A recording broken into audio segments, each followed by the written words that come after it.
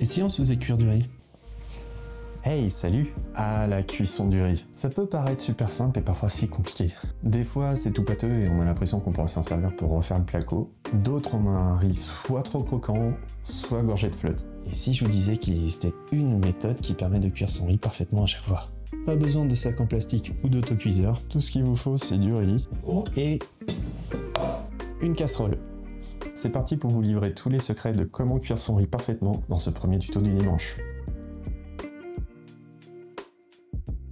On va commencer par se débarrasser de l'aspect pâteux et tout collant. La première chose à savoir lorsqu'on veut cuire du riz, c'est qu'on doit toujours le rincer. Ça va permettre de se débarrasser d'un maximum d'amidon, ce qui évitera qu'il soit tout collant à la fin. Certains riz sont plus ou moins chargés en amidon. Ici par exemple, je suis sur du riz japonais qui mérite généralement 2-3 passages sous l'eau froide, contrairement à du riz basmati, mais dans tous les cas, lavez votre riz jusqu'à temps que l'eau devienne bien claire. Après ça, on balance notre riz dans la casserole et un peu d'eau. Et non, ça se cuit pas comme des pâtes en faisant bouillir des litres d'eau. Mais comment qu'on fait pour le dosage, me direz-vous?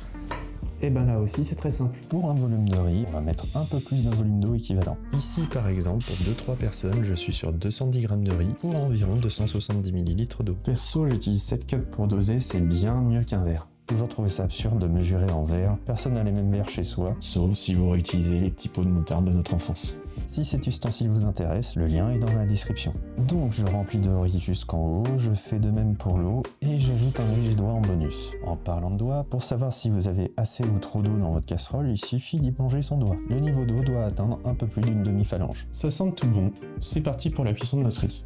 On va lancer à feu moyen. Pour vous donner une idée, sur ma plaque allant jusqu'à 9, je suis à 5. On referme avec un couvercle et on lance un minuteur de 10 minutes. Bien sûr, le temps de cuisson dépend du type de riz. Ici, pour le riz japonais, riz thaï ou riz basmati, c'est 10 minutes. Et si c'est du complet rouge ou noir, généralement, je suis plutôt sur du 25 minutes. D'ailleurs, dans le cas du complet, prévoyez un petit peu plus d'eau, comme le temps de cuisson est un peu plus long.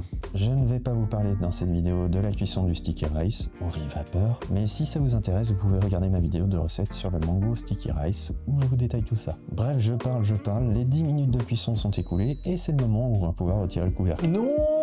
Ne touchez surtout pas votre riz à ce moment-là, il faut le laisser reposer pour terminer sa cuisson hors du feu. Vous pouvez à la rigueur ajouter un petit morceau de beurre ou du vinaigre de riz pour un peu plus de gourmandise, mais dans tous les cas, laissez votre riz tranquille pendant 10 minutes. C'est l'astuce secrète pour obtenir un riz parfait. Et voilà, vous savez comment cuire du riz parfaitement à chaque fois. Il ne manque plus qu'à verser ça dans un bol pour manger tel quel pour vos soirées de la flemme. Et si les bols de riz, c'est votre grande passion, je vous invite à aller voir ma recette d'oyakodon sur ma chaîne, vous m'en direz des nouvelles. J'espère que ces astuces pour bien cuire votre riz comme il faut vous ont plu. N'hésitez pas à me dire dans les commentaires si d'autres tutos cuisine vous intéresseraient et lesquels.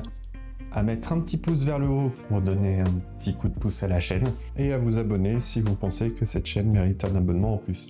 Merci. Pour la vidéo sur le yakodon, la recette elle est juste là. Et pour ces très gourmands yaki onigiri, c'est juste là. Régalez-vous bien et à bientôt.